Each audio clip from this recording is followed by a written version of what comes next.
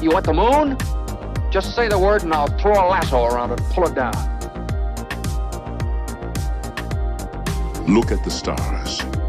The great kings of the past look down on us from those stars. So whenever you feel alone, just remember that those kings will always be there to guide you. I don't think it is very useful to speculate on what God might or might not be able to do. Rather, we should examine what he actually does with the universe we live in. We are all explorers, driven to know what's over the horizon. The most profound discoveries are not necessarily beyond that next star. They're within us, woven into the threads that bind us.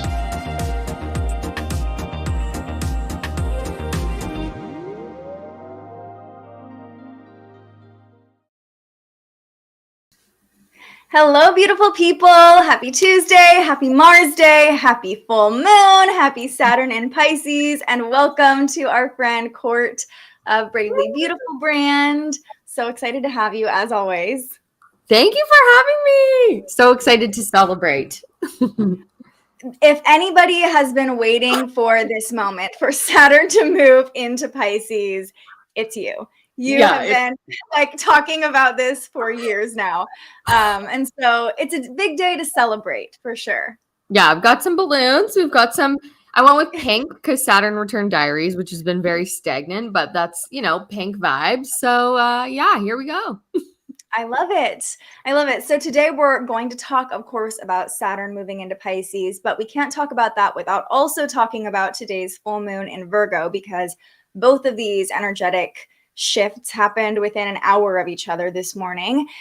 We'll talk about what the full moon is doing as well, what aspects it's making, how it might make us feel, maybe some triggers that might pop up because of it. Always good to know. And then we'll take you through each sign and what this energy is going to mean for you based on your birth chart. So I think we're going to be talking a lot about where certain things are happening in the birth chart today. I just want to put that out there. If you don't have a copy of your birth chart, you can scan the QR code. You can get one for free on my website. Or just if you already have one, pull it out, because we're going to be talking about specific points in Pisces, in Virgo, and probably in Aries too. We're still feeling that triple conjunction. There's a lot going on. There is so much happening. Yeah. We were just saying before we got on, like, this is like an astrologer's busy season or like a busy day, Yeah, it's a lot. Like, it is, honestly, I'm like, that's just like one thing after. March is a big month anyway. Like, there's so much happening into March and April, but this really feels like it just kicks everything off. I love that balloon just fell behind you. You said that. So dramatic. Well, we have lots of friends here. Corby is here.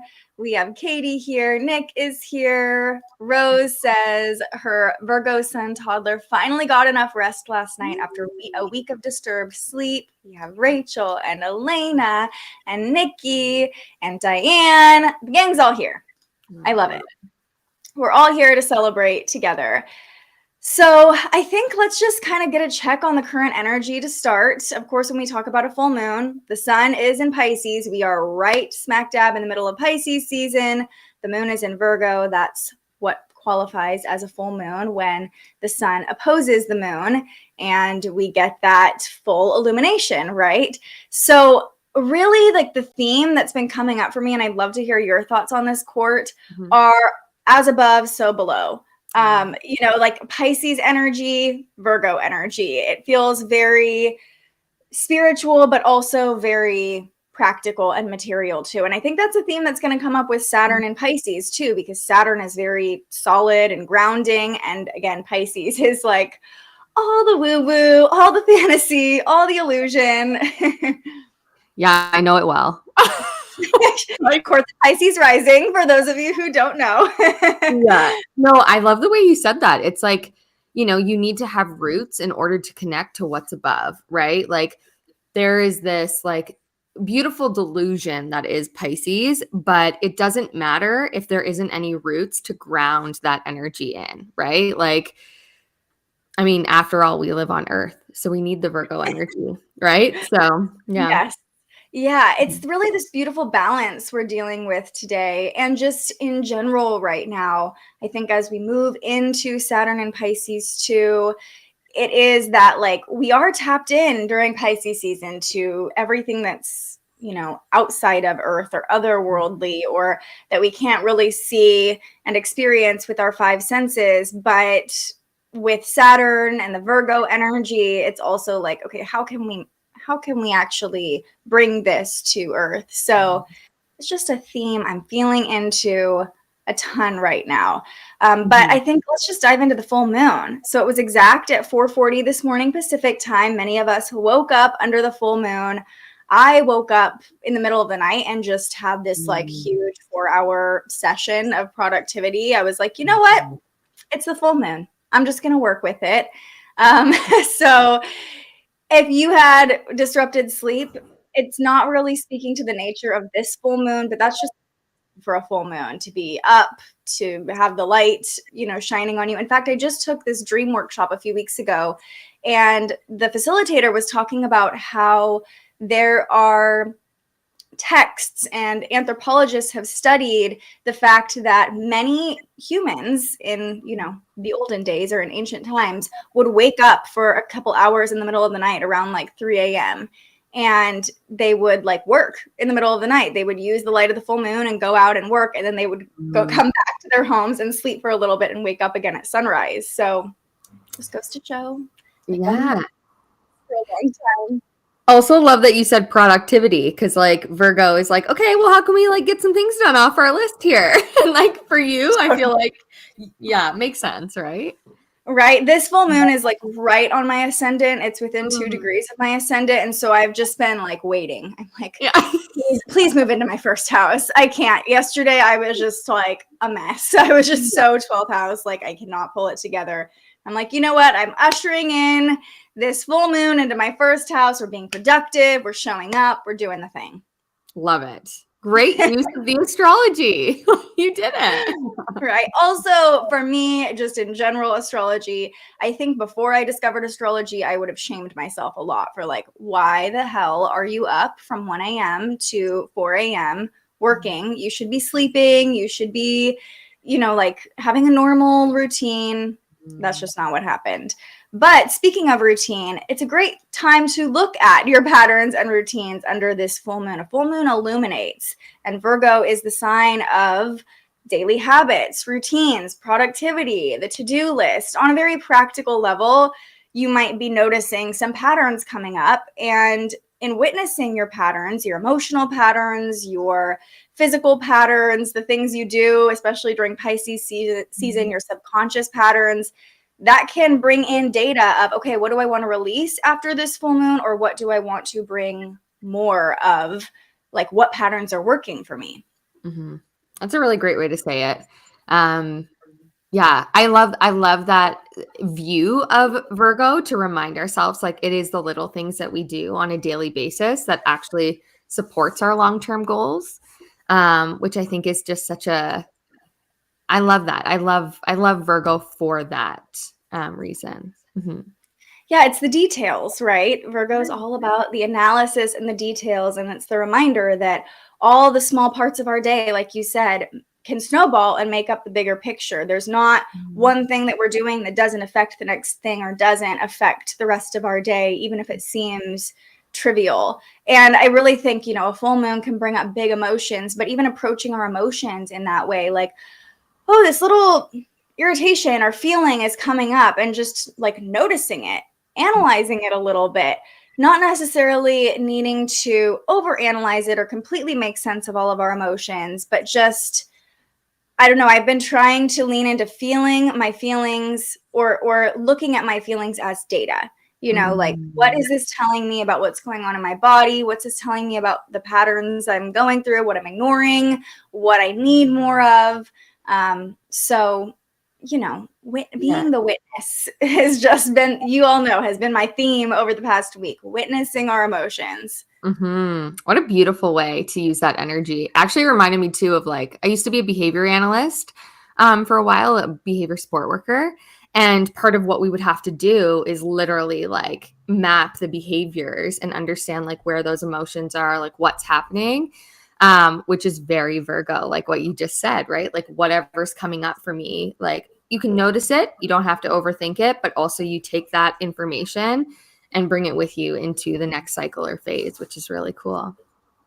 And I think this is a great point to talk about the fact that Virgo is the sign of service as well.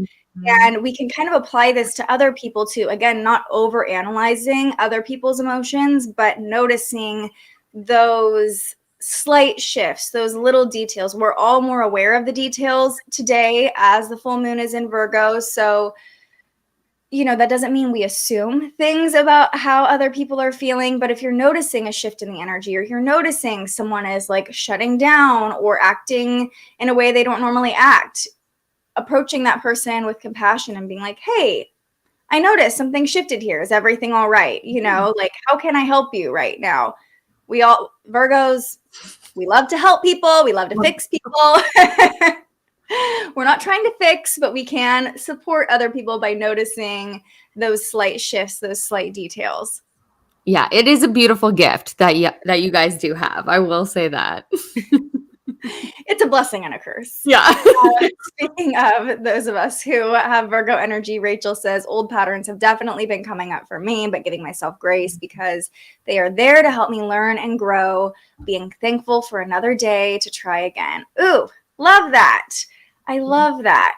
I feel like it's also clean slate energy coming in, like speaking of Virgo being productive and the to-do list, I feel like as a Virgo, it's like every day is a new opportunity. Every day can be a clean slate, a new to-do list, a new chance to be productive and start over. And so this full moon could be bringing that energy into your life too. Like, how can you cleanse yourself and wash things away so you can start anew again? Yes, cleanse your life with the full moon in Virgo. Just like throw stuff out that isn't you anymore. Like clean out your closets. Like it's almost spring. Well, here. So like, like just that cleaning of like getting that stuck energy out is like such a good use of it. Yeah, this is more really leaning into the stereotype of Virgo being the clean freak, right? And not all Virgos are that way, but I will say most Virgos that I've met, at least, even if they're not clean freaks, they like things a certain way. They're very particular. So again, noticing like this full moon is the illumination point, the culmination point, and now we're beginning 2 weeks of release and letting go. This is the beginning of the cleanse, so coming back to witnessing what feels old, what feels stagnant, what patterns are no longer serving me. Taking today to just acknowledge those things, maybe journal on them, use your mental mind to process your emotions. Virgo is ruled by Mercury. Or, just trusting in whatever's coming up. It's probably coming up because it wants to be acknowledged either through releasing it and cleansing it, or like, hey, there's this thing that wants, again, more attention and wants you to really hone in on it. So, but cleansing, huge theme right now, especially moon in Virgo, very cleansing energy. Pisces, the sun in Pisces is very cleansing as well. Pisces rules the 12th house, which is all about closures and endings and cleansing. So I could not suggest that enough. Just even if it's just like saging your house, saging yourself, it doesn't have to be a full purge of everything. Totally. Or even like, I like how you just said, it's like the beginning of that like cleanse, right? Like what can you do? I always like to think of like Pisces and Virgo as well, like in terms of wellness, whereas like Pisces is more of the energetic side and like the emotional work, whereas Virgo is more of that like practical, what can we do with our body, for example. So even if it's like you're going to go for a walk without any music today, or maybe you are going to use music or something that's like getting the emotion flowing, but you're also doing something for your body, like that is also very cleansing. So we can think about it. That's one of my favorite things about that that the opposition of Virgo and Pisces is to think of it like you are doing things for your physical self, but also your mental and emotional self. Yeah, and intention. Like, again, the attention to detail can make for very intentional choices under the full moon in Virgo. So not just like shuffling your music on your phone or whatever you're listening to music on, unless you're just like, okay, I'm trusting the universe today. But, you know, like knowing that you're going to put on music that is going to support whatever you're calling in, using the detail-oriented nature to signal to the universe whatever your ritual looks like under this full moon. If anything, like, this is the intention I'm putting behind what I'm calling in or what I'm releasing. You know, a full moon is definitely a great time to release, but it's also a time where many people do rituals for manifestation or charge their crystals. So you know, something ritual wise, I would definitely work with like crystals or an earth element, some flowers, using the earth as part of your ritual. Yeah. And, you know, that's another thing. Your ritual could literally just be like going and picking a flower and staring at that flower for like 5 minutes and noticing all the beautiful details of that flower and seeing what comes up for you. Or a crystal, you know, you can just look into a crystal and see all the different ways it sparkles and flashes, and just noticing like that is an earth ally in itself, the crystal, you know, and you aren't that much different than a crystal or a flower. You are part of the earth too. So if you can see the beauty and the details in this little being, whether it's a tree or a flower or a fruit or whatever, like, think about how much more detail and how much more amazing it is that you are here with all of these complex expressions and emotions. So beautifully said. Thank you. Let's see. Yes, cleansing for this new beginning. I would say too, any ritual work, cleanse yourself first. Just start with a cleanse. Yeah. Corby says, letting things go that no longer serve us and getting in alignment with spirit and where we are now, moving on with the lessons we've learned and new perspectives. I think that ties in, you know, there are no coincidences in astrology, and the fact that Saturn moved into Pisces at the time of the full moon does make this feel just like this huge new beginning and new chapter, you know? It's kind of mind-blowing. Like, it literally is just like, yeah. Yeah, and I love how Corby said moving on with the lessons we've learned, because Saturn's all about those lessons. And whether you're coming out of your Saturn return like we are, or you're just, it was another Saturn era for you, looking at where Saturn just moved through over the past 3 years in your chart, looking at Aquarius in your chart and being like, you know, if you have enough of an understanding of astrology, being like, okay, what came up in that area of my life? What lessons did I learn? Coming back to like being the witness, analyzing, maybe doing some journaling on like, these are the things I learned with Saturn and Aquarius, and maybe even visioning, this is how I want to grow, or this is the direction I want to go in with Saturn and Pisces. Now with Saturn, I mean, Saturn's going to do what Saturn's going to do, but setting an intention is definitely helpful if you ask me. Yeah, Saturn's gonna Saturn, okay? No matter what we do, Saturn's gonna Saturn. If we've learned anything, that is one of the things. That's the major thing. Yeah. Katie says she has a Virgo moon, and she's not a tidy person, but listened to a podcast this morning that talked about moral perfectionism, which really spoke to me, clearing out old expectations of myself and who I thought I had to show up and be of service to others. I love this. This just brings in another element of Virgo energy, which is high expectations. As a double Virgo here, I have very high expectations of people, and learning to release that control, and of myself, right? Learning to release that control and flow, you know, leaning more into the compassion and the empathy that all this Pisces energy is bringing in right now can be really helpful. But I love that Katie used the term moral perfectionism, because I really think a shadow of Virgo, you all know, I believe that there's a shadow and a light to every energy, every transit, is like being holier than thou. You know, there's like that purity that Virgo brings and that perfectionism. And like, I'm not saying this as holier than thou. I totally fall into this where I'm like, I know everything.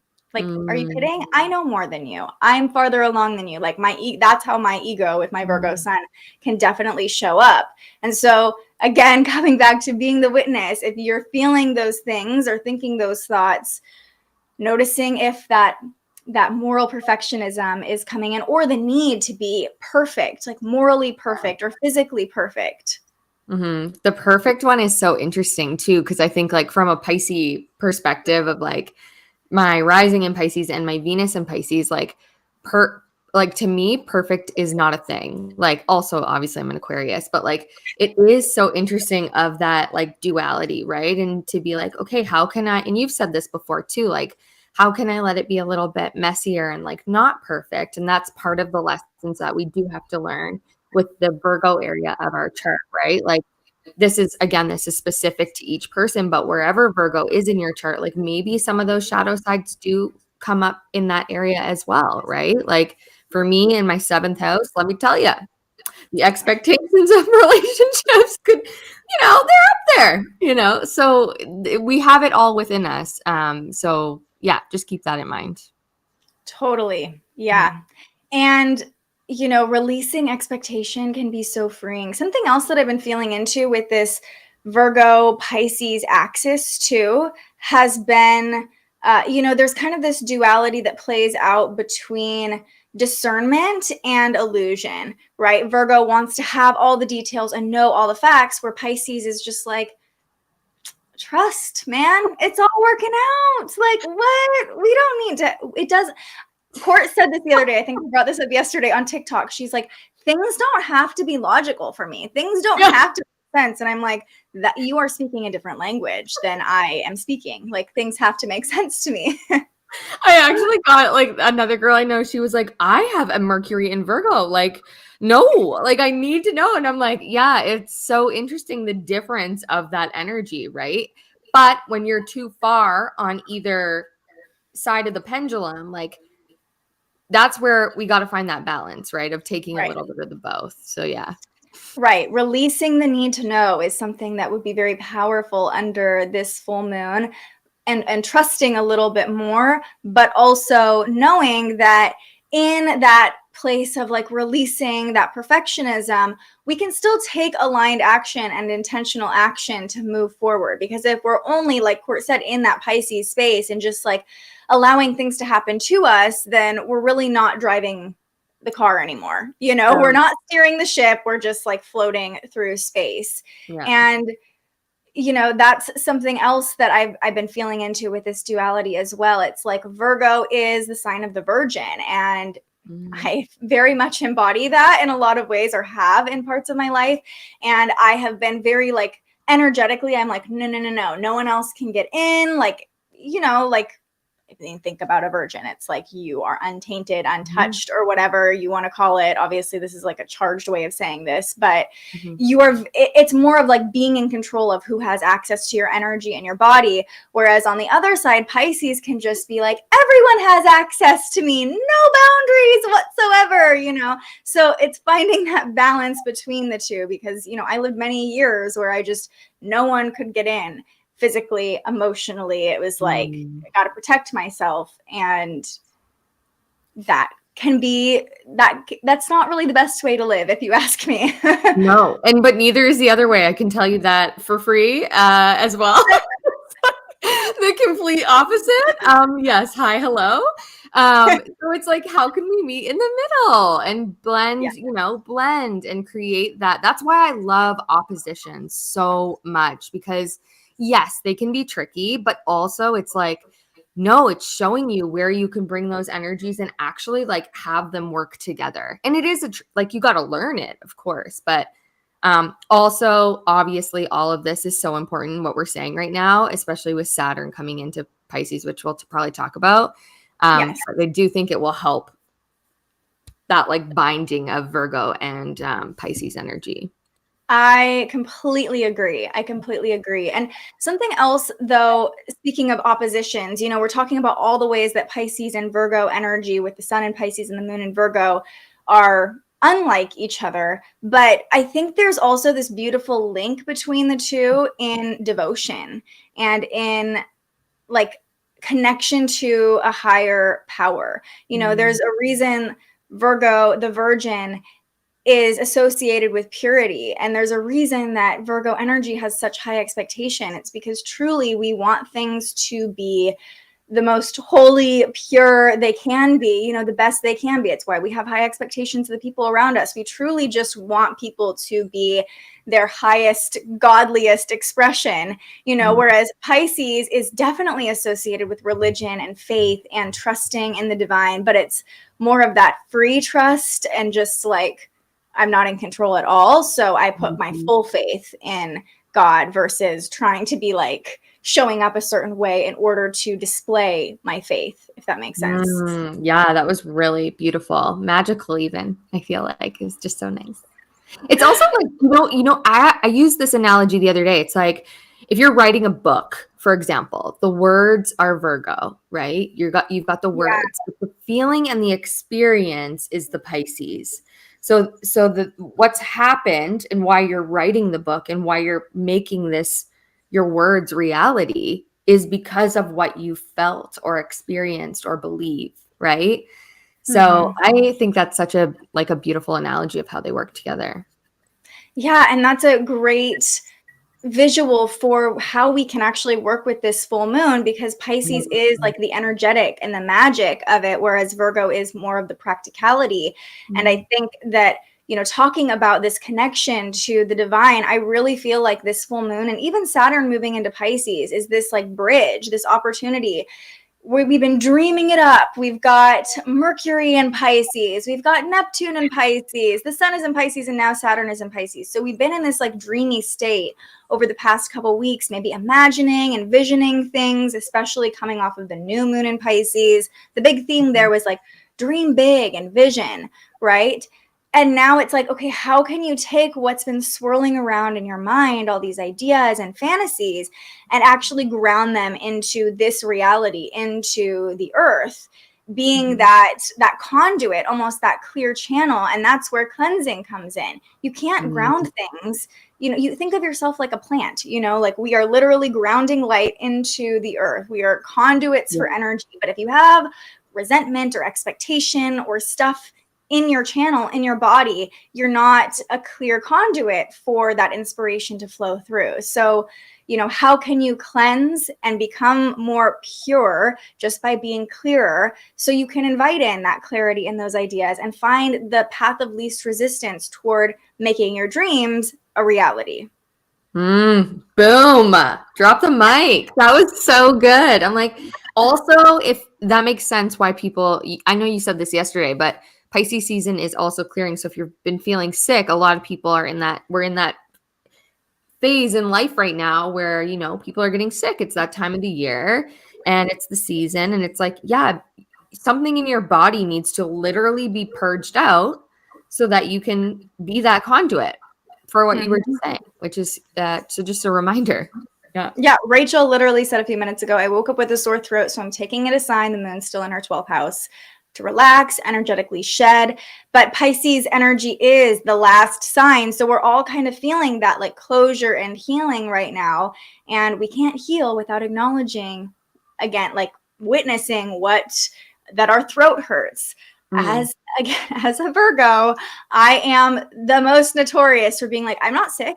I'm not sick. I'm just going to I got to get stuff done. Like in college, literally, I got pneumonia and I came home from college and I went to the doctor for something else. And I was like, I've had this cough for a couple weeks. Can you just like check my lungs?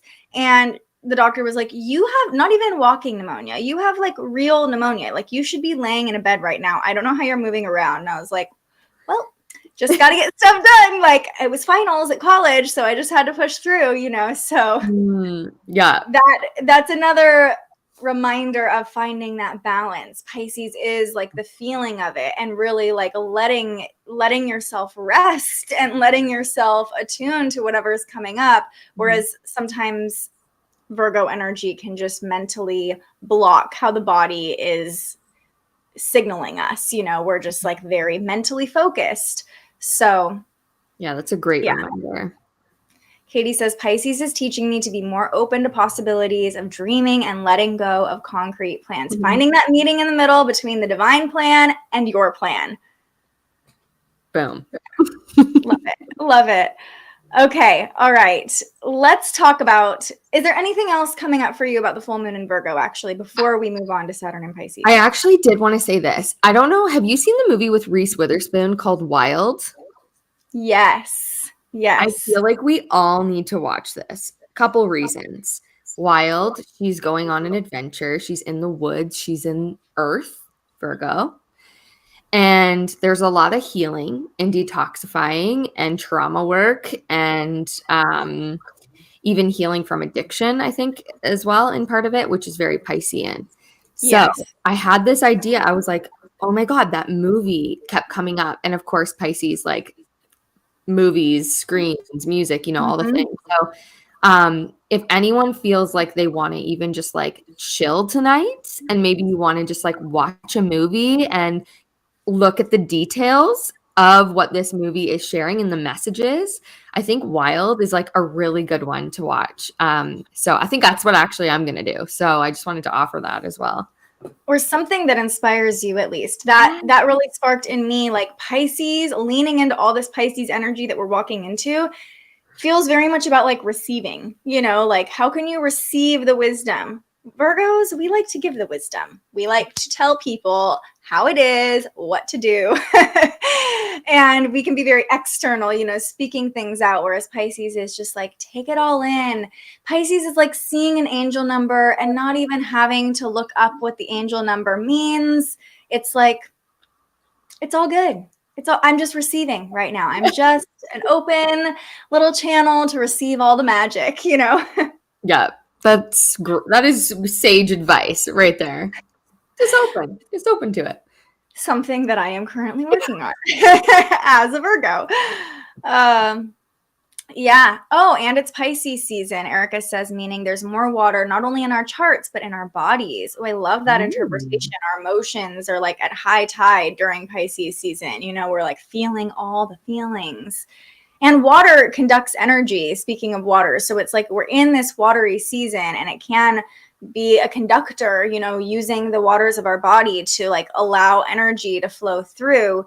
But that's what, when it comes back to being a clear channel, so nothing gets stuck in there, because like you said, people are getting sick. We're more energetically sensitive because we are like receiving things more easily. Full moon is a great moment to just sage, clear your space, clean your house, like physically, like get rid of germs, you know, take a nice hot shower, just whatever feels good for you.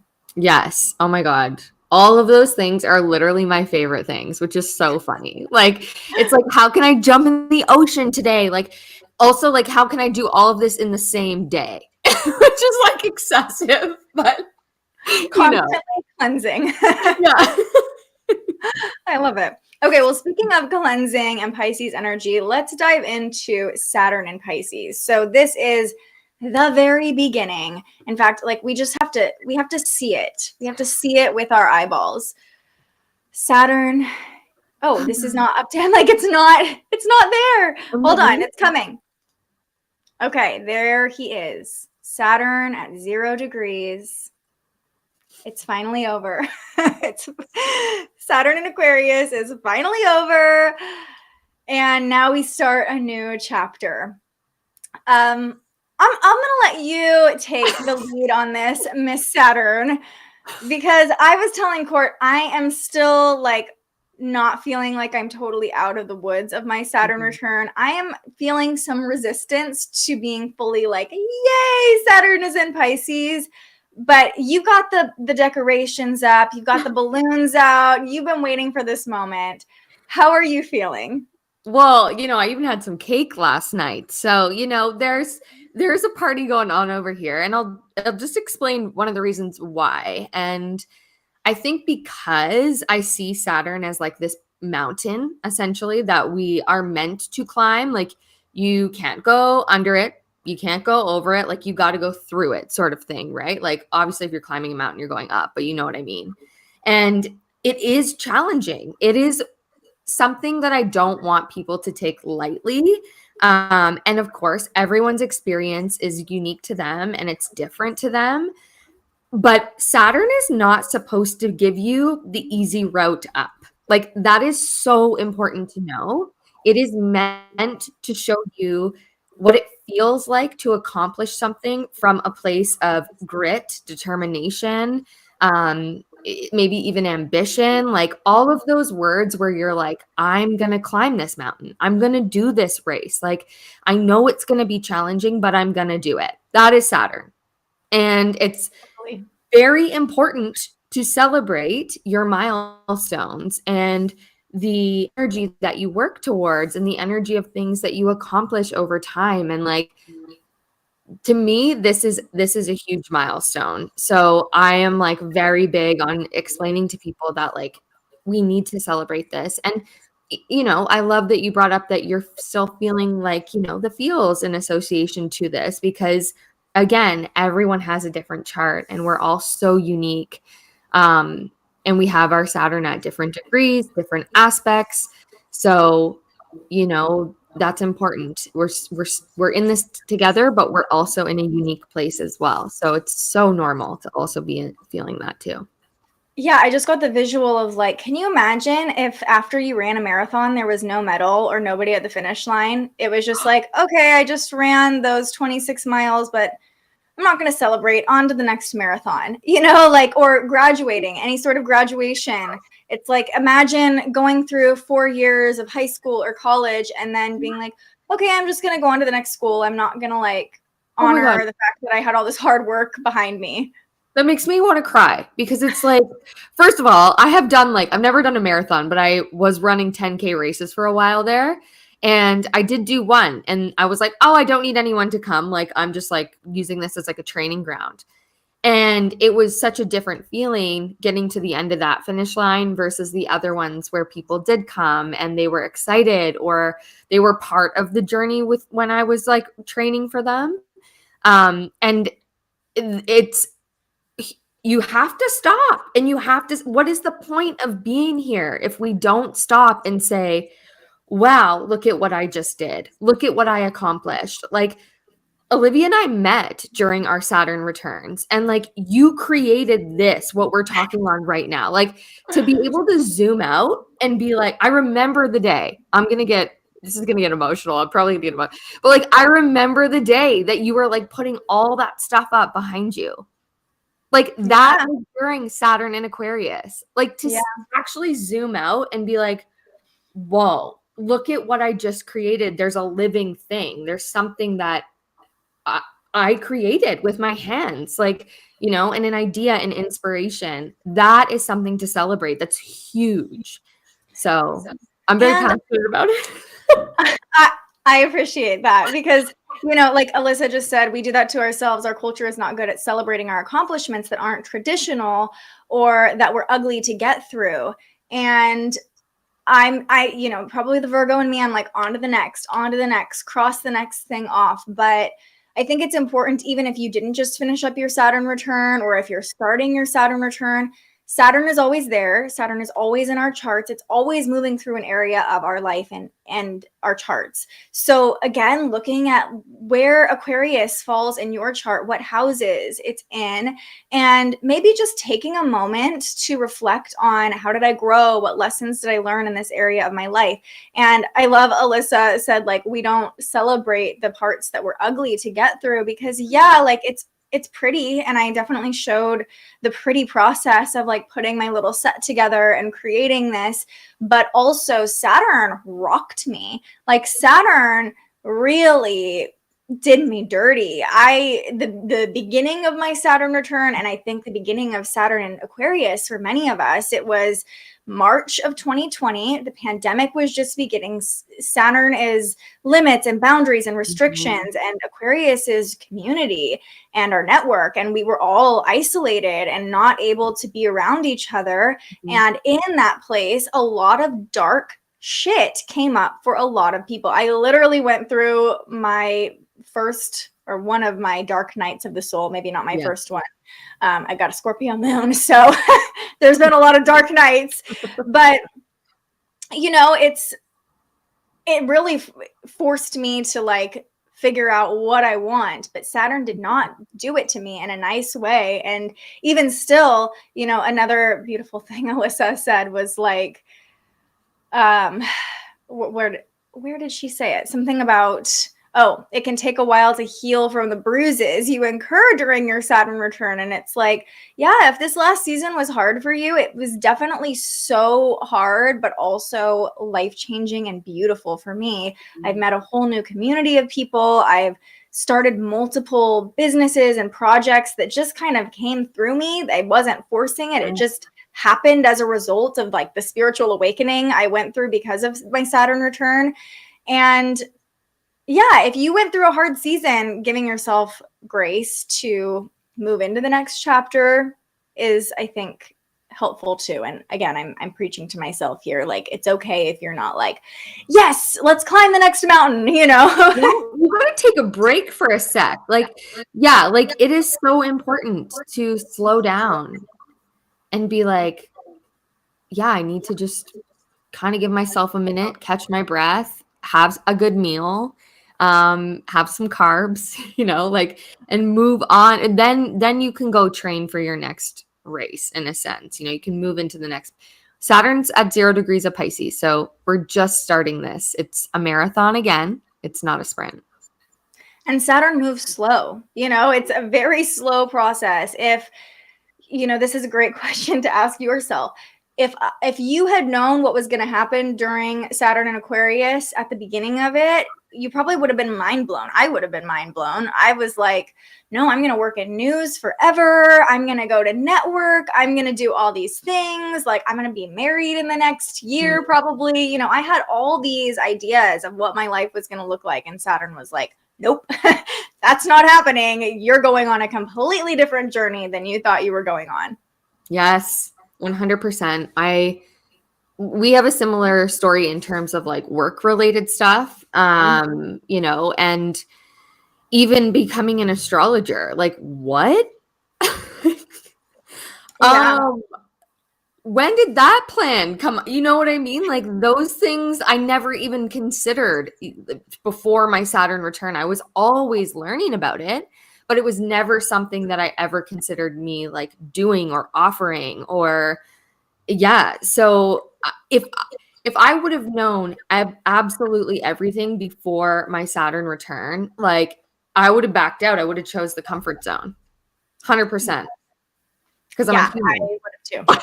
I would have been like, I don't want to do that. That sounds terrible. That's too scary. Yeah. Bit by bit, piece by piece. Yeah. Corby says, got to find a way to reward myself. And like, yes, that is, we can all do that under the full moon. Just take this moment.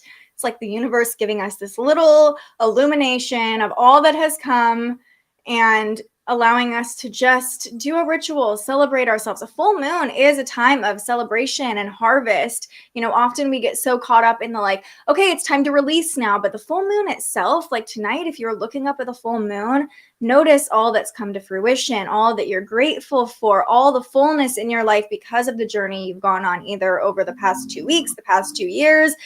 Saturn and Aquarius, you know, we've all been on our own individual journeys. And this full moon really does give us an opportunity to celebrate how far we've come.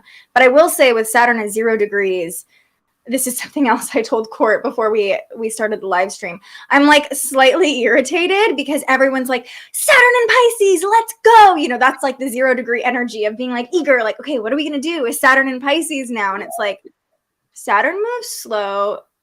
Trying to control Saturn is like trying to control your boss. It's not going to go well for you. So just take a beat, you know, like we have time to sink into this energy. Yeah, actually, that reminds me, there's a few people who on my TikTok have been just commenting and things. And like, I love the enthusiasm and the excitement that people are having for their Saturn return and like moving into this.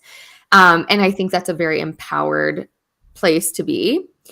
And there's also this feeling that I sort of have for Saturn and Pisces in particular, where I'm a little bit, I don't know the word to say here, but it's like, I'm curious if like the Pisces energy is going to get a little bit humbled. Like they're delusional. They are delusional. Yeah. But I mean, not that I had Saturn in Pisces, but I remember going into it and having a conversation like, okay, like Saturn is in my 6th house. It's going to be going here. Like, okay, how am I going to take advantage of this? I'm going to start a new eating routine. I'm going to like do this. And then it showed up in a completely different way than I could have imagined, you know? Yes. It's like I made a reel about it, but it's like that song. It's like, sit down, be humble. You know, that one that's like, boom, like that is Saturn. And you just got to welcome it in. Yeah. Yeah. Rachel says Saturn in Pisces is being open to that new journey, allowing yourself to dream about it. That's a beautiful space to be in today at the beginning of this journey. Like we talked about Pisces energy, just being open and allowing. And I really think for all of us being open to the lessons that Saturn is going to bring. And, you know, Corby says it's just been a few hours. We've got almost 3 years to feel the energy. Thinking long term, like being open to what the next 3 years might hold, looking at what Pisces placements you have in your chart. Where does Pisces fall in your chart? What area of your life is Saturn moving through, regardless of if this is your Saturn return or not? And you know, I'll just use myself as an example. Saturn is hanging out in my 6th house for a long time, and there's been a lot of fear. Saturn can bring up those fears because the 6th house is all about health and wellness. And I'm like, oh God, like Saturn in my 6th house. And I just have to keep reminding myself, like, Saturn's going to do Saturn. I can't control it. All I can do is be healthy, know that Saturn is here to teach me lessons and maybe even bring some maturity into my health and wellness routine rather than, you know, this is especially helpful if you're about to go into your Saturn return. Don't freak out. Don't be scared. We don't need to fear Saturn. Just you can look at, you know, Court likes to call it Big Daddy Saturn. If we're open to the daddy's wisdom, it's easier to take it in. If we're like being that rebellious teenager and we're like, and maybe this is why Saturn and Aquarius was a little tricky because there is that rebellious energy. Pisces is a little more like trusting. So being trusting of the wisdom Saturn is bringing and not like pushing back against it, allowing it can be, I think, helpful. That just gave me like, yeah, I'm like, that makes sense. Like, I didn't think about it in that way, but yeah, the rebellion of Saturn and Aquarius has been real. Okay. Yeah. Ready to move forward. Yeah. Social justice rebellion, personal rebellion. Yeah. I am curious what you are feeling into with Saturn and Pisces over the next 3 years. If you have any like feelings about what this could bring. Instantly, I'm like, this is about making some sort of a dream reality. Whatever it is that you or the people in the world have been thinking about creating, like now is the time to start putting in the groundwork to make that reality. So I think that's one piece. On a collective level, I do think we're going to see things around religion. I don't know exactly how or if they're, I mean, you can kind of see it already. There's I won't get too into that, but you can kind of see on a greater scale how maybe that might be playing out. So I do think we'll see things around authority, religion, rules around religion. I don't know, something along that lines. Those lines, but also something I'm really actually excited about to see what plays out here is a couple things with Pisces being very creative. And I almost think of it as like art and different types of creation, music. I am curious to see what Saturn does in those departments for people. So if you've been someone who's been super creative or like you have art that you want to share or you know, I just think Saturn coming into here could actually be supportive as well as like the energy side. So like plant medicine, you know, more of the holistic approach to things. Saturn does restrict. So we might see some pushback by authority, or maybe they're going to create more systems that are in place to support things like mental health, emotional health, healing in different formats. Those are some of the things I'm excited to see on that end. Yeah. Yeah, new systems of healing. I mean, even here in the US, we're seeing more and more states and even the federal government starting to loosen restrictions on psychedelics. Yeah. And, you know, not going to tell you to do anything, but if you are looking for a connection to spirit, psychedelics will do that. You know, it's like if you are trying to get into the Pisces state, that is definitely a channel to take. And psychedelics, you know, in my experience, can be incredibly healing if they are done with intention. So I think we're going to see more like restrictions and laws, even like MDMA assisted therapy or psychedelic assisted therapy. Like there are structures and laws and systems and people there facilitating a very specific experience for you to use a psychedelic to have a breakthrough or even like pull apart your own systems and beliefs. But it's a different experience, I think, most of the time, if you're just like, okay, I'm gonna like pop some Molly or, you know, just do like this crazy dose of mushrooms in a party setting. It's a very different experience. Both great, but you know, like I think we're gonna see more of a systematic approach to using plant medicine and more of that holistic approach, like you said. Yeah. Well, one of those is for escaping and the other one is for healing.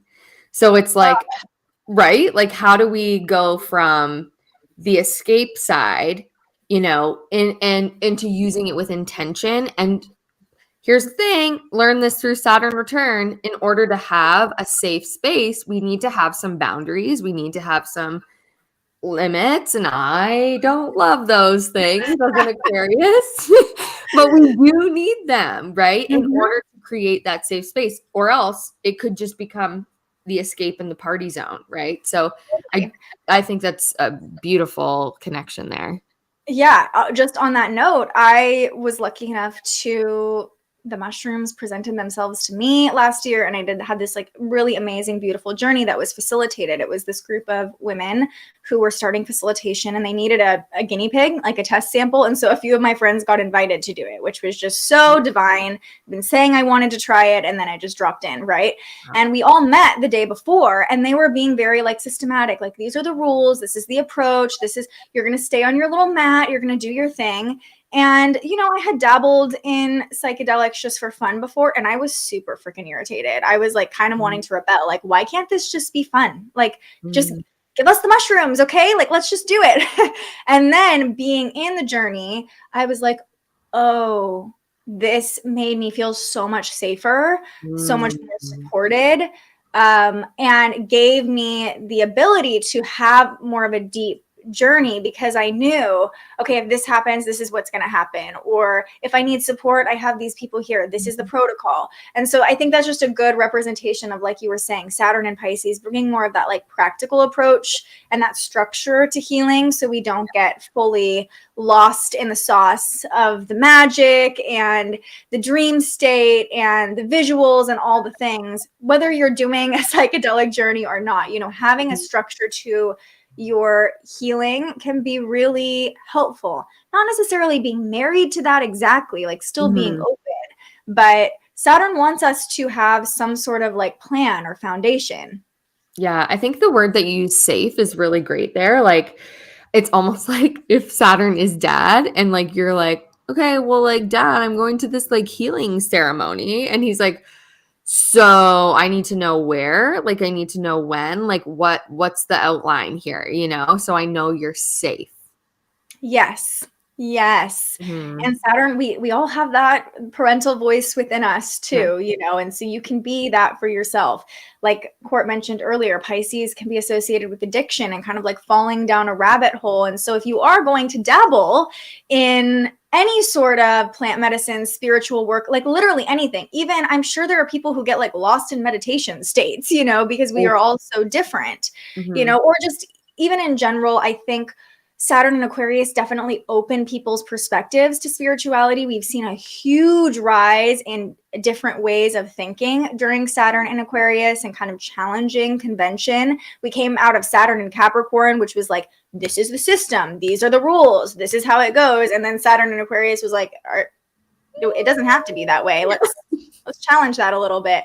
Now with Saturn and Pisces, I really feel like a lot of people are going to be waking up that haven't already. I think there's this like higher consciousness state. You know, we can get super woo-woo here, but a lot of people in the spiritual world believe that like as a globe, our consciousness is rising. We're going to the 5th dimension, the 6th dimension, you know, collectively as more and more of us wake up and ascend and get on board with spirituality, the whole energy of the globe changes.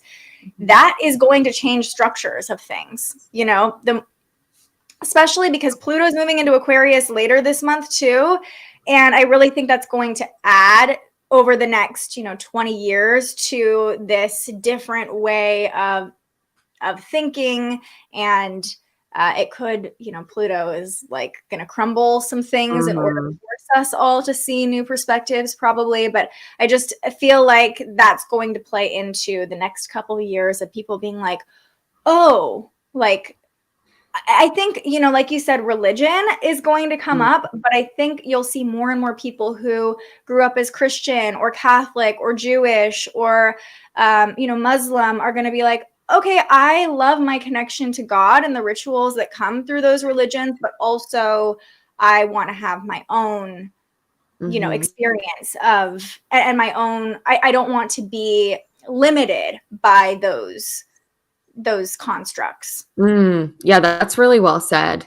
It's going to be interesting to see how that does play out, because another thing too, and I think this is also Saturn and Aquarius, but cults have been like a thing that have been coming up. And I think that can also show in Saturn and Pisces, but maybe in more of like maybe more connected to religions, or even like we got to watch on the healing side of things too. Like it's just critical thinking, of course. But I do think that like cults or groups of sort of things that are associated to religion, healing, can also come up during this as well.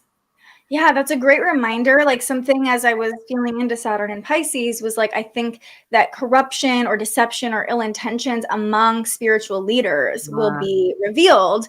And I think, with so many people starting businesses in the spiritual realm or putting themselves out there, even fake accounts being created of all the spiritual people, like, so the first question that came through when I sat down and was like, okay, Saturn and Pisces was who or what can you trust? Pisces is all about trust, and Saturn brings in like doubts and more of that critical thinking, like you said. So are you blindly trusting someone?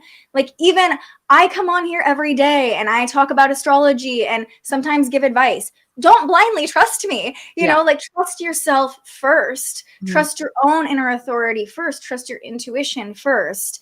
If you're receiving a DM from me or someone that looks like me or anyone that's like, oh, I'm divine being or a dear one, I have a message for you. Don't freaking trust that person. Like, don't blindly trust authority figures or leaders. Don't do it. Trust yourself first. Yeah, this is like, oh, that's such great reminders. And I do think we got glimpses of that with Saturn in Aquarius. But this is probably going to deepen that. It's like, how are you the authority of your own intuition, of your own insight, of your own guidance, right?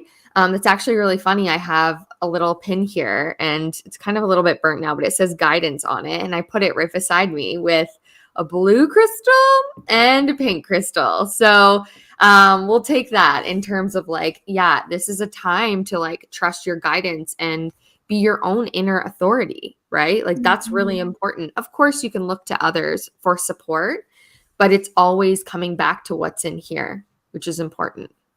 Yes. Being the authority of your own intuition, being the authority of your own magic. There's no healer, there's no witch, there's no astrologer, Reiki practitioner out there who can heal you or change you. Anybody in the healing space, I truly believe, and I think, as an astrologer and Reiki practitioner, you can speak to this too. It's like we are just holding space for your body and your spirit to do the healing. Maybe we're, bringing insights through a reading, or, you know, putting energy in or opening channels through Reiki. I'm not a Reiki practitioner, but maybe we're doing some energetic work to allow you to heal yourself. 100%. And it's like, that's what a teacher and a guide does. Like, the best teachers that I know and that I've had in my life are always the ones that get you to think about what's going on in here, and who ask, like, what do you feel? What is, you know, what is your perception of this? And that's what we do for each other, right? So yeah, I think if someone's trying to be like, tell you anything outside of that, like, to me, that's just like a bit of a red flag, you know? Yeah. Red flags. We need to look for red flags with Saturn and Pisces. Pay attention to the red flags. Do a little, like, again, tap into your own authority. I'm just going to go back to the whole Instagram thing that's come up. Saturn and Aquarius created new structures of technology. TikTok saw a boom. Like, the way that we use technology shifted and changed. Now it's like, I think AI is going to be a huge thing with not only Saturn and Pisces, but Pluto and Aquarius too. I just saw a story on the news last night, I think, in my middle of the night weird thing that I did. It was all about how scammers are now able to use AI. Like, they could come on my YouTube, grab a clip of me talking, and use AI to use my voice and, like, call somebody I love and say, like, oh, I'm in trouble. And that actually happened to a friend of mine's mom who's in her 70s. So she got scammed like thousands and thousands of dollars because someone, maybe not specifically using AI, but someone called her and pretended to be her grandson and said he was in trouble and said, you know, don't tell my mom. I just need you to send money and I'll be fine. I'm in jail, like all this stuff. So No, that's horrible. don't buy into blind illusions. Saturn and Pisces could teach lessons through illusion and delusion. So if you're finding yourself getting caught up in a fantasy, or if it seems too good to be true, or if your intuition is like questioning, use your internal compass. If it seems too good to be true, it probably is. If someone is like telling you you're special or you're magical or I have this special message for you, no, you know, just use your own. On Instagram, double check the account you follow. Do they already have something posted about fake accounts? Are you noticing multiple accounts coming up when you search their handle or the first couple letters of their handle? You know, like, having to really protect our energy, honestly. Saturn and Pisces is like, protect your energy. Yes, you can be open to the spiritual guidance and learn all these lessons through spirituality, but you also have to protect your energy at the same time. Boundaries. Yes. Yes. Yeah. Oh, yep. Alyssa, this is a great note just while we're talking about this. This is also why when you get a spam call, I think spam calls mine are going crazy, but I think that's going to go up more. They ask, can you hear me? Never say yes, because they're trying to get a clip of your voice saying yes and your name so they can reuse that. I know this is like so like fearful, but also if we're talking about the lessons we're going to be learning over the next couple years, Nick says the age of the deep fake, like AI, people being able to even video chat probably at some point with Saturn and Pisces and put on a filter that looks like your face, or catfishing. I mean, I can only imagine with AI right now. If it seems too good to be true, it probably is. The amount of times I've been catfished on dating apps, like, it is Venus and Pisces here. All right. Like, you're like, I believe it. I believe that you're this perfect person. So, yeah. No, it doesn't. Okay. There are red flags. Yeah. Corby says, not fearful at all. We need to be aware. Totally. It has to be said with Saturn moving into Pisces. But I also love, you know, Corby, for those of you who don't know, one of our regulars here, she is releasing a dream journal in the next couple months. And this, I just want to like come back to the positive potential of Saturn and Pisces, like putting in the work, taking the steps, climbing the mountain of your creative projects, of your artistry to flow through, and really bringing that creativity into the physical. And you know, maybe even, especially if you've gone through a Saturn return already, stepping into more of a spiritual teacher role in whatever way, shape, or form that comes to you, or an artistic, you know, role as a leader. Leadership is such a big one for all of us who have been through our Saturn returns. And, you know, there's wisdom that you have now that, you know, from going through this, that eventually when you're ready could then support someone else, which is huge. Yeah, we're adults now. We're officially adults. I'm like, you know what? I'm kind of here for it. Although I just can't wait till I'm 33. I've been saying that to everyone. So 33 is when I officially will feel like a true adult. I love it. I love it.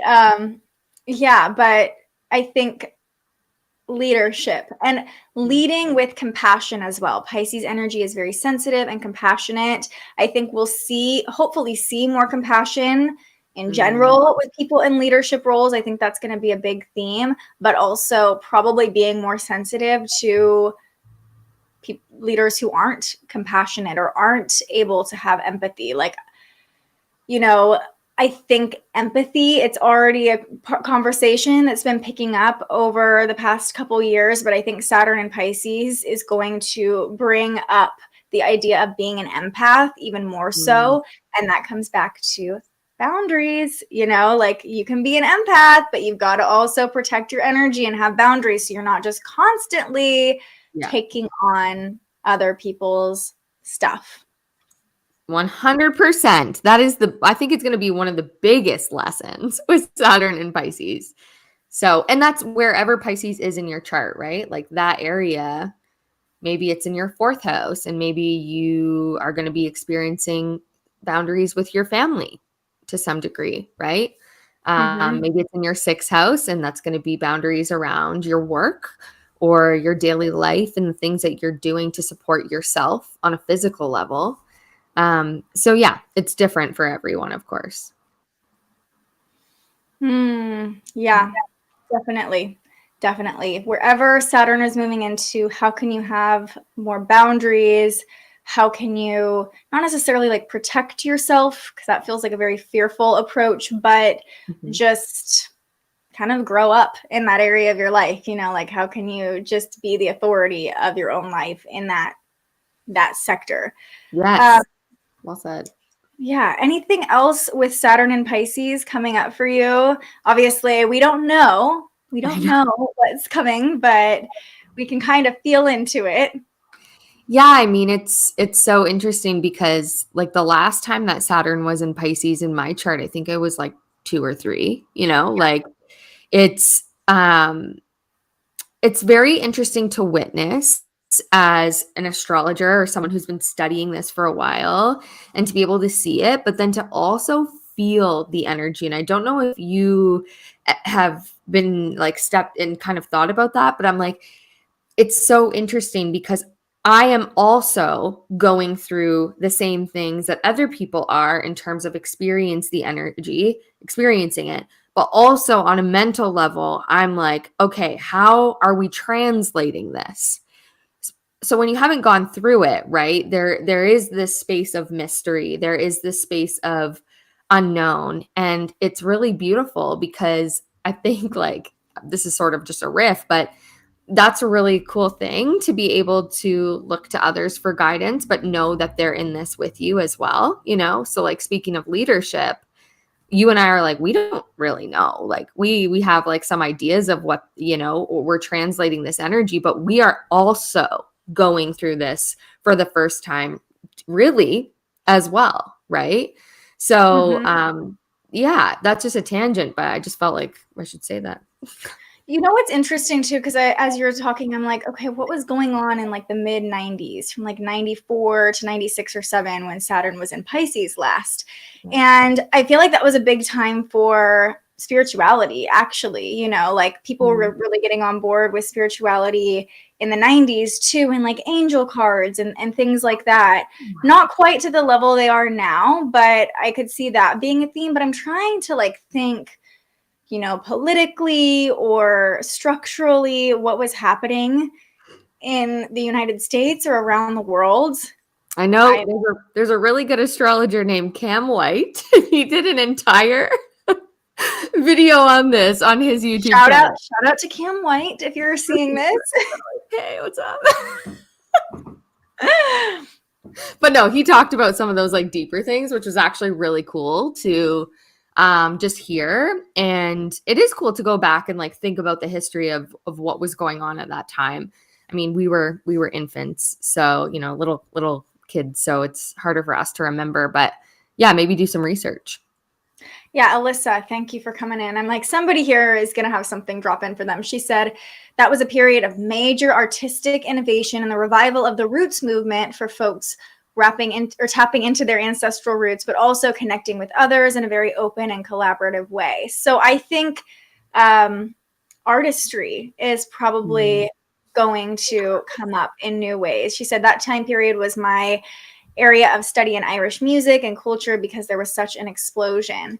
Yeah, I think that could definitely come up. Different forms of art, or even like, you know, the connection like to the divine through art, if that makes sense. Like, you know, folk music and the revival of like singing or doing art as a way to connect to a higher power, or, you know, whatever that looks like for you. Yeah, also travel. We didn't really talk much about that. I'm curious to see what comes up. Pisces being ruled by Neptune, but also Jupiter. I do think there will be some things that I've always prayed for, like not having like the border, like less rules. Saturn won't do that, I don't think, but it will be interesting to see what happens with cross borders, international travel, relationships, even from different places. Things like that might be kind of interesting. So I could see it literally like blurring boundaries. Pisces energy blurs, it creates fogginess, and like it's the opposite of clarity, and Saturn is all about the boundaries. So I could totally see like you know, there's a shadow and light to that blurring boundaries, right? Like we want to make sure energetically boundaries aren't getting too enmeshed and blurred, but I could totally see that with like countries, like blurring. Even the pandemic and Saturn and Aquarius and just everything that we've gone through has really made it a lot easier to connect with people in different parts of the globe, to create community online and like restructure what we think community should look like. And Saturn and Pisces could just take that to the next level, where it's like, yeah, just because you are some odd thousand miles away from me, that doesn't mean that we aren't energetically connected or able to work with each other or heal with each other, you know? Yeah, that's a good point. And also have relationships, you know, just saying. She's like, I'm calling it in. This full moon, is it in your 7th house? Yep. I've been feeling that for you. We'll see. Woodstock 94 festival was also during that time. Unfortunately, followed up by Woodstock 99. There's a great documentary about Woodstock 99 and how much shit show it was. Would be interesting to look at the charts of both to compare. Yeah, I think also like, you know, grunge music, and that was like kind of Saturn and Aquarius, that rebellious energy. But Saturn and Pisces, you know what song just came to mind? I don't know if this actually came out during Saturn and Pisces, but In the Arms of the Angel, you know, they always play on the SPCA commercials. I'm like, that feels like Saturn and Pisces. And all those TV shows like By an Angel. Did you ever watch that? I mean, at some point, yes. Yeah. Or so like Seventh Heaven. Like, I feel like, I know now bad, but like Seventh Heaven must have come out around that time, because I used to watch it somewhere in there. Yeah. It must have. I feel like angels are going to be a big, even like the angel aesthetic was really big in the 90s. Like little cherubs and angel figurines and stuff were like really big. Pisces is like angel energy, you know. I feel like we're going to see physically just more like angel illustrations and art and stuff coming up. So this is my angel bear, and I got her when I had the chicken pox in 93 or 94, somewhere in there. Yeah, so my Nana got me this angel bear. She's come with me. I love it. I love it. The angels are near.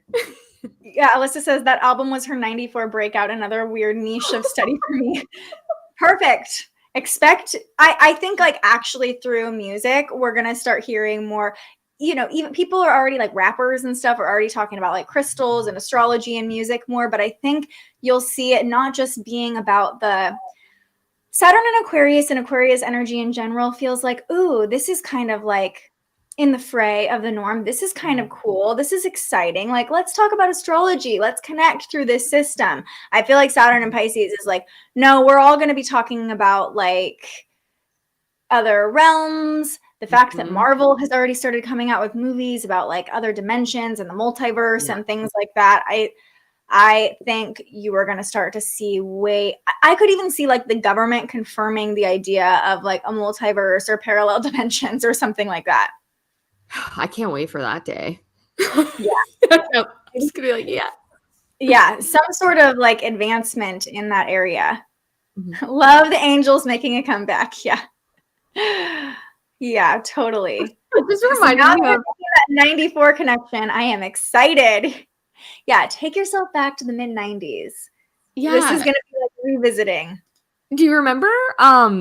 So you know Mrs. Doubtfire, and obviously it's Robin Williams, and then there's that like part of the video where he's like, "Help is on the way, dear. Help is on the way." Yeah, that's what I feel like Saturn and Pisces is. Totally. I think it's like really going to change and restructure our beliefs, not just religiously, but like, you know, Alyssa said that was also the period of X-Files. Wow. And Corby's like, yeah, and the other worldly things. Like the governments have already confirmed that UFOs are real. I'm not saying that the aliens are going to invade during Saturn and Pisces, but I think on a mass level, we're all going to start to believe in these otherworldly things, whether it's angels, whether it's aliens or your ancestors, your spirit guides. You know, I think just belief is going to be a huge theme, a huge theme. Totally. Oh, well, that was a fun little riff on Saturn and Pisces. I'm sure we could talk about that all day long. Yeah.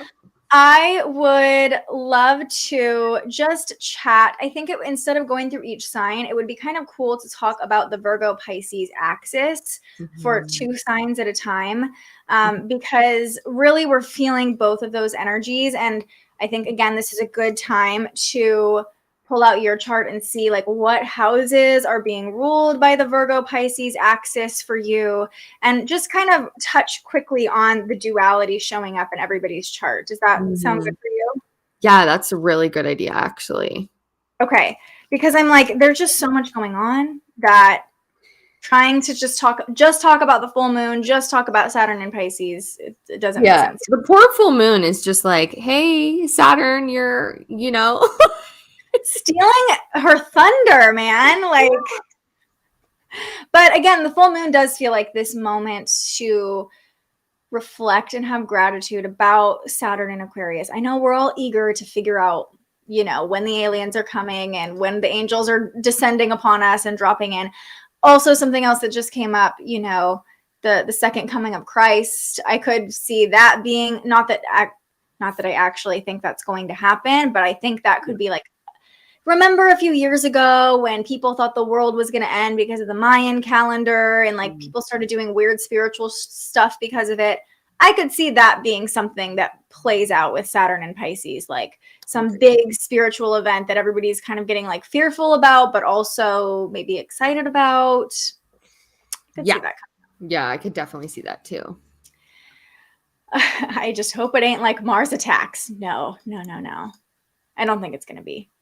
I'm not feeling scared right now, personally. No, and I like before we went into 2020, like the way I felt at the end of 2019, so different. And like, granted, of course, I was going into my Saturn return, but more of on a collective level. Like I felt, and I know a lot of other people felt that way too. Something was off.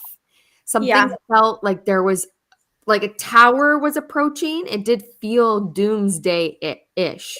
And I don't feel that way with what is coming, and it like on an intuitive level. So I try and tell people that, because I'm like, well, how did you feel at the end of 2019, 2020, and how do you feel now in terms of that comparison?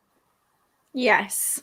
Yeah. And maybe again, that's just because we're coming out of our Saturn return. So we're like, okay, it's getting easier for us. Maybe if you're about to start yours, you're like, oh God, what's coming? that's okay too. But again, just trusting, releasing control. Saturn's going to do Saturn.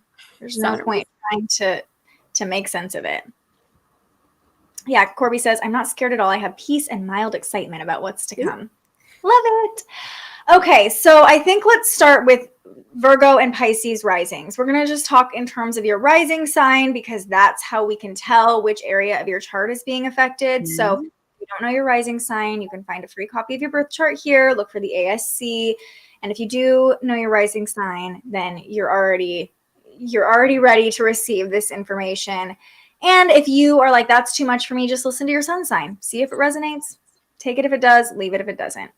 So Virgo and Pisces risings. Us. This is us.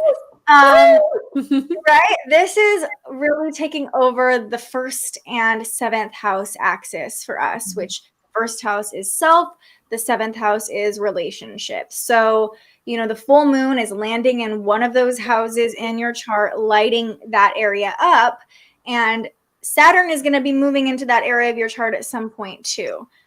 So really, I think taking stock of how am I showing up for myself and how am I showing up in relationships? How am I serving myself and how are relationships serving me and vice versa? I think with the Virgo Pisces energy we're talking about too, like service is really big, being empathetic, wanting to do things for other people, but also boundaries, you know, making sure you have energetic boundaries if you are in that place of service and wanting other people to feel good.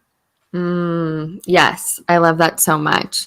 I don't think there's anything else I would add there. It's like just filling up your cup, making sure that you're taking care of yourself, almost before others as well.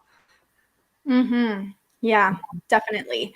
And again, I think it's important to have your chart out and look, okay, where's Pisces? Where's Virgo? As we go through the houses, just taking what you're learning here and being like, okay, if I'm a Virgo rising, the full moon is probably in my 1st house today or moving into my 1st house. So illuminating my sense of self. I know that, you know, for me, Saturn is still in my 6th house, but eventually it's moving into my 7th house. So the energy Saturn is bringing, we have 4 planets in Pisces right now too. So, you know, looking to the Pisces area of your chart, we're feeling both of these houses and both of the sides of this axis really strongly right now. Yeah. Do you want me to do Pisces rising? Or yeah, I mean, what do you think? Do you think it will be different for Pisces risings? How are you feeling? No, I do feel like it's the same. Like obviously that's with that opposition. There is a connection there. And I would just say I think there's been a lot of focus. There is going to be a lot of focus on Pisces rising with Saturn coming in there. Yeah. But also it's like, how can you also allow relationships to support you and become part of like a grounding place? That's something that I think I'm seeing myself, but also other Pisces risings have been asking questions about. I think relationships are going to become very important. Same thing for Virgo risings too. So yeah, I agree with what you said. I love that approach though, because, you know, the full moon is illuminating your 7th house if you're a Pisces rising and illuminating those relationships that hopefully can support you, because I do think it's worth noting if you're a Pisces rising that at some point over the next 3 years, Saturn is moving into your 1st house. Yep. And I don't envy you. You know, Saturn's everywhere for somebody, but I don't envy Saturn in the 1st house by any means. After the 12th house, I'm like, let's go. Yeah, that's true. 12th house is not great either. Okay, let's talk about our Leo and Aquarius risings, because this will be the 2nd and 8th house axis for you all, which is all about resources and energy exchange and debt and contracts and what you're calling in, but also how you are investing your energy as well. So not just physical resources, although the full moon might be illuminating your physical resources if you're a Leo rising, but also your energetic tank, you know, like how you are giving and receiving energy.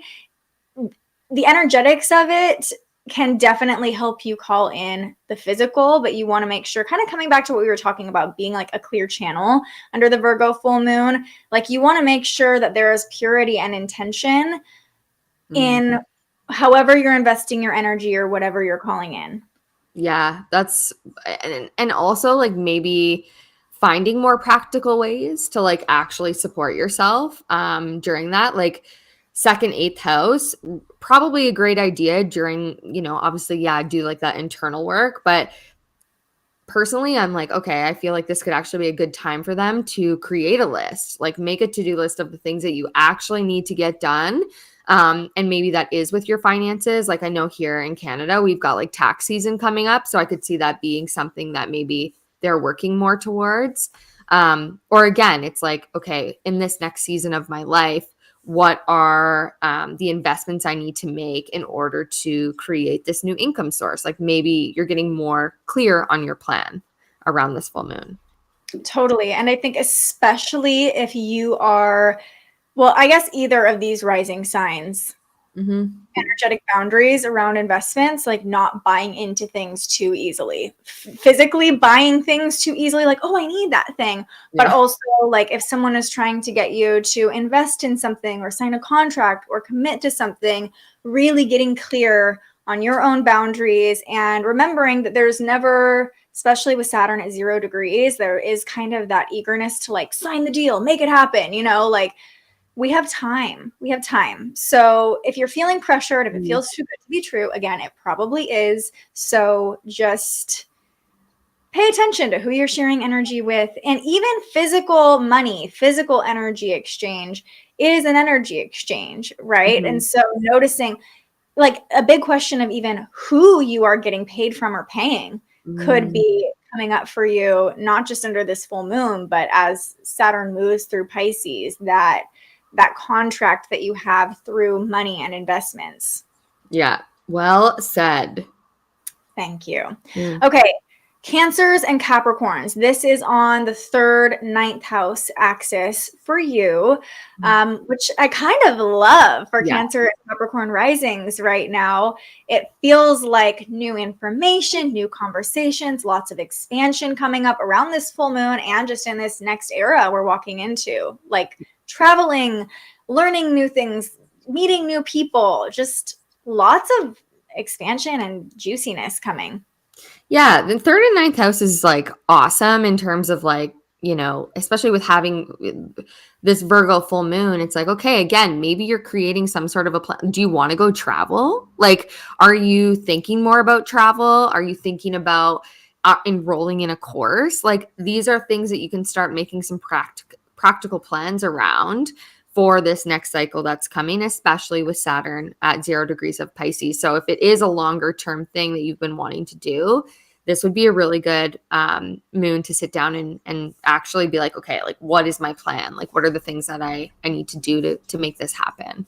Yeah. What do I want to learn? How do I want to grow? But then coming back to, merging the idea of it in physical reality, making the list, making a plan, not necessarily being married to it, but at least signaling out to the universe, like, this is my intention. This is how I want to grow and expand in the next chapter.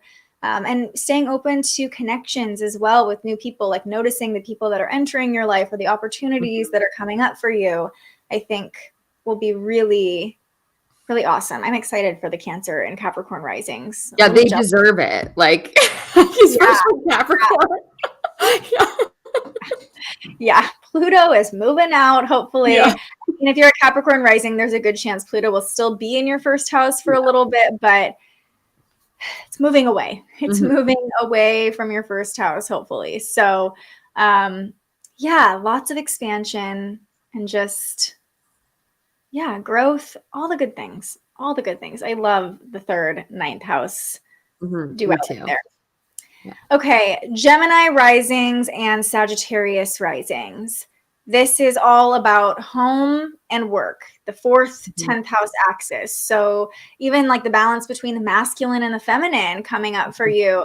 4th house is the house of the mother, the house of the home. The 10th house is associated with the patriarchy or the father and work and structure and goals. So playing in that balance, noticing, okay, where's Virgo? Where's the full moon illuminating? There's probably more focus on that right now for you, but also making sure that as it's illuminating the patterns around that area of your life, you're witnessing what else is going on the other side of the axis. You're witnessing, you know, maybe some beliefs or illusions or dreams you have on this other side of where the Virgo full moon is.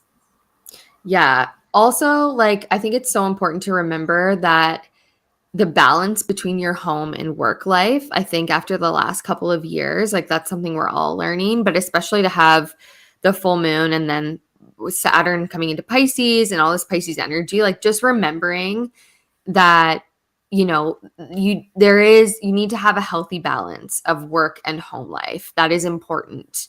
And to be able to set those intentions now is very, like, that's great to do because it'll help carry you through Saturn and Pisces. Like, I almost feel like giving yourself boundaries and rules now around work and home balance under the Virgo full moon, kind of coming back to what we were talking about with Cancer and Capricorn, like almost making a plan or writing down like commitments to yourself of, okay, I'm going to make sure that I am at least 2 or 3 nights a week having dinner with my family without technology nearby and just giving my full attention to them, or, you know, whatever that looks like for you, but having boundaries, having more structure around that balance. I think, like you said, over the past couple of years, many of us are working from home now. We're working remotely. We have our laptops and our computers just on the couch while we're watching TV, and it's really easy to not have those boundaries. So noticing, yeah. And the same thing goes for like working from home. I know I definitely fall into the other side of things sometimes where I'm like, I just want to, like, you know, sit on the couch and not really get stuff done today. I just want to stay in my pajamas all day and be nice and cozy. And so structure, boundaries in the other sense too. Yeah. Diane says lots of struggle balancing the two. Felt like the last 2 years have been unfair balance. One direction, looking to shift opposite direction. Need more, career. So yeah, noticing if there's an imbalance there, how can you create a plan to make more balance? All right, Taurus and Scorpio risings. This is all about the 5th, 11th house axis for you. So having fun, finding joy, being passionate, especially for Taurus risings. Like, I know the Virgo full moon, it's very particular and we're talking a lot about structure, but for you, if you're a Taurus rising, like, just have some freaking fun. Like, let's like lean more into the Pisces and let things flow. And you know, if you're a Scorpio or Taurus rising too, there is that sense of wanting to control or like have things be a certain way or set and structured a certain way to have a sense of control. But I think leaning into the love of community, letting people come in and out of your life more in a flowy way rather than trying to control or manipulate relationships. And same things goes with creativity, just allowing things to flow through more naturally. It doesn't have to be perfect, which I think is something that this is going to show up a lot over the next little bit, around your creative projects, around love, around the people that you're connecting with. So the more you can lean into the flow, I mean, also having that like foundation for yourself, but the more you can lean into the flow, I think it might be a bit of an easier time. Yeah. And, you know, with either creative projects or community, I think, especially for those of you who are Taurus and Scorpio risings, there's kind of that like, oh, I really intentionally want to like connect with this person, or like, you know, it needs to make sense, or I need to like, again, be in control of it. Like, okay, I know I want to create this kind of community for myself or call in this kind of community. So I'm going to like go and like take these like steps and kind of be in control of it. But again, coming back to like just letting go a little bit and seeing like there's a reason they call it the flow state, because when you're I don't know about you, but like the best friends I've made in my life have just kind of flowed in. It's not been like, in fact, when I try to think, oh, I bet I would get along with that person. This happened with my roommates in college. I had 3 roommates. I didn't know any of them. We all started to get to know each other before we moved in. And I thought I was going to be best friends with this one girl who was most like me. And she loved to bake. And I was like, oh, we're going to be best friends. And then I hated her. I was like, oh, I cannot stand you. And the girl that I thought that I wasn't going to be friends with and wasn't going to have anything in common with, and is still one of my best friends to this day. Wow. So the best things come when we're not forcing them, whether it's projects, creativity, fun, you know, when you have a plan for like, this is how it's going to go and this is what's going to be fun. It's usually not as fun.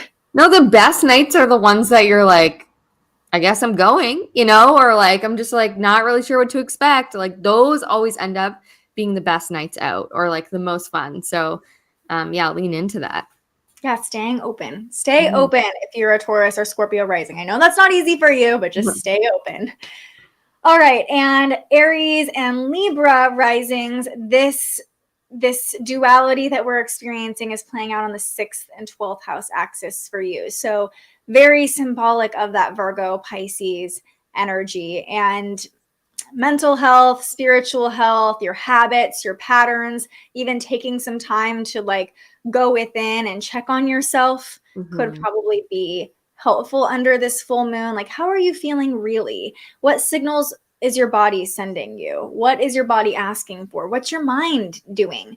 Just like using that analytical approach that the Virgo full moon is bringing to assess what's coming up, and then like having compassion for yourself and for other people too, as they process big emotions or these big shifts that we're feeling energetically. I think Aries and Libra might be the most like sensitive to this energy right now because of that 6th, 12th house axis being activated. Yeah, I would even say too, like if you've been wanting to maybe like start going to therapy or add something in where even if it's like your physical health, like maybe you want to start a new routine or go to a new gym or yoga or something, like this would be a really good time to start that journey. Quite literally, like especially with the Virgo moon there to help support, like, okay, am I going to go 3 days a week? Like, am I going to go once a week if it's therapy? Like, what does that look like? I think that could be a really good way to practically use the energy to support yourself, not just now, but like long term. Totally. Yes. 100% agree. And you don't have to figure it all out right now, especially those Aries risings out there. They're like, we're going to charge full speed ahead and like do it all right now, you know? Corby says, so on point for my son. He just made the basketball team. Congratulations. That's so fun. But it could just be under the full moon, your ritual is not necessarily woo-woo. It's making a nice, intentional, healthy meal for yourself, or having a more supportive bedtime routine tonight as you work with the full moon, putting yourself to bed early, sooner than you normally do, not having the whole roll of Girl Scout cookies right before bed.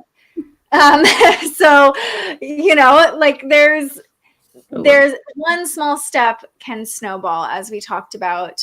So just doing one thing to support your mental and physical health today can signal out to God, Spirit, the universe, okay, I'm ready to level up in this body and in my mindset. Yeah. Beautiful. Well, we've talked about so much. I just really quickly before we go, I still would like to pull a card really quick too, but before we go, I just want to kind of talk about the fact that right now, literally right now, the full moon is squaring Mars. And tonight it's going to be opposing Neptune. Also, right before the full moon, we had a trine to Uranus. So just today in general, it's kind of like the energy has been building and we're kind of at this energetic peak with the moon squaring Mars right now. So everybody's emotions are heightened. We're all feeling all the feels, right? Just being kind to others, being kind to yourself, and noticing, is there any inflammation or reactivity coming up? being the witness of that, using the Virgo full moon to be like, oh, this is bothering me right now. Maybe I need to take some space. Oh, this part of my body is kind of hurting. How can I be more compassionate and supportive of my physical body? Or, just taking care of yourself first and foremost. Like Court said, you can't pour from an empty cup. No, it's actually so funny. This morning when I was at the gym, we were working on weights, and I want to go hard and fast. I'm like, let's the more the better. And they were like, no, actually, we want you to do less but more weight. Don't put that pressure on yourself. And today we tracked how much we could do. So that Virgo energy, right? It's okay, you can just meet yourself with where you're at, which is huge. Yeah, I love that, at the time of the full moon, there was a trine to Uranus, because I feel like a lot of us woke up, excited and, ready to go and innovate and change, and Saturn is in Pisces. And then I really think this afternoon right now specifically, we're hitting this energetic peak where it's okay, we're feeling all the things with the full moon in Virgo and Saturn in Pisces, but being on that energetic high can also make us a little more reactive and irritable and almost too much energy coming through, or this almost need to take action or do something with it. But the perfectionistic Virgo moon is what do we do right now? And that can be a little anxiety inducing, you know, but it's almost this pressure and feeling of okay, we have to do it all right now. And just reminding ourselves, we can take one step. We can take one step in that direction, and that is enough today. And then tonight, the moon opposes Neptune at 7 p.m. Pacific time. So I feel like we are hitting this high with the moon squaring Mars, and then a lot of us might crash later tonight. It might be okay, we fully felt that full moon. Now we want to go to bed early, or, maybe processing things through our subconscious and our dream state tonight. But I feel like the opposition to Neptune could create a little fogginess, tiredness, sleepiness, and maybe also help us lean into that compassion and empathy that we've been suggesting, because, Neptune can help us soften a little bit and kind of realize this is going to be a long haul. This isn't just something we're experiencing today. So it's okay if it doesn't all make sense right now. It's okay to just let it be a little blurry and foggy. Mm-hmm. Well said. Yeah. I mean, after an exciting day, in bed early with the cozies on, sounds good. Exactly. I will say too, if you're wanting to do a full moon ritual tonight, you can definitely still work with the moon, and the opposition to Neptune could help magnetize some magic in. So that could be a fun, dreamy way to use the energy. And when we're doing ritual and magic, it's not it's super practical. So Neptune can kind of help us with the belief of it. But if you're feeling tired, that's totally normal. Give yourself some rest. Mm-hmm. Yeah. Okay. We've been chatting forever. As I shuffle, I just want to share the affirmation. I am here to ground light, remembering that we are just channels. Each and every one of us is a channel to bring through information, bring through insights, and bring it into this reality. We are here as humans on Earth for a reason, to ground light like a plant. We're literally just taking in sunlight and bringing it down into the earth. And hopefully, as more and more people with Saturn and Pisces maybe wake up, the whole energy of the planet lifts. And Pisces is all about universal consciousness too. And I'm really hoping more and more people, a hope I have for Saturn and Pisces is that more people realize that we are all the same. We're all one. We're all connected. I am you. You are me. We're all just different little versions of the same stardust combined in different ways. Yes. I think that's a beautiful part about astrology. We all have the signs within our chart, right? So I hope for that as well. Yes. Mm-hmm. Yeah. But also you can do your part, just being you and watching this and expanding your mind. That does make a difference. Mm-hmm. Not just the small steps you're taking, but every single person who takes a small step, it's we're all collectively ascending and growing. Mm-hmm. All right, let's finish up with a card pull. I'm going to pull from the Work Your Light deck, because we're talking about Virgo. We're talking about Saturn. How can we put the Pisces energy to work? Work that light. And we will all just take one nice, big, deep breath together, sending our magic into the cards, asking the universe what we need to know about this next chapter. So here we go. Breathing in nice and deep. Hold it and release. What do we need to know? Yes. Just say yes. That's the card that came through. Just say yes. So Pisces. So just like trust, believe, say yes. Oh my gosh. I don't know if I've ever pulled this card because I don't remember this. In the guidebook, like, I don't even know if you can see this. Yeah, I have this one. I know exactly what you're eyeing about. It says, yes, just say yes. And then over and over again, it just says, yes, yes, yes, yes, yes, yes, yes, yes, yes, like for 2 pages. And then it says, don't overthink it, just say yes. Easy, simple enough. If there's something you've been doubting, if there's something you've been pondering, just say yes. Take a baby step in that direction. See where it leads you. Trust that you're taken care of every step of the way. What happens if you say yes? And remembering that yes isn't a permanent commitment. You always have the authority and the ability to change your mind. So what would happen if you just said yes? Yeah, we'll take it. We'll take the yes. Okay. Love this. Love this for us. I'm yes, so man. smiley. Like, yes, man. Yeah.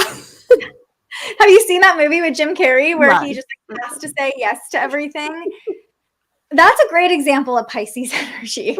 He gets himself into some pickles, but also his whole life just changes because he just allowed things to flow and said yes. Yeah. Wow. Love the encouragement. We'll take it. Okay, universe, we're saying yes.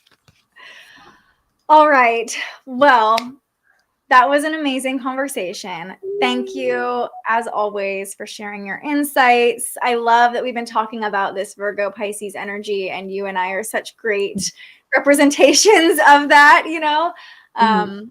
Just so grateful for you, and not just for today, but all of the encouragement through my Saturn return, through all of our Saturn returns.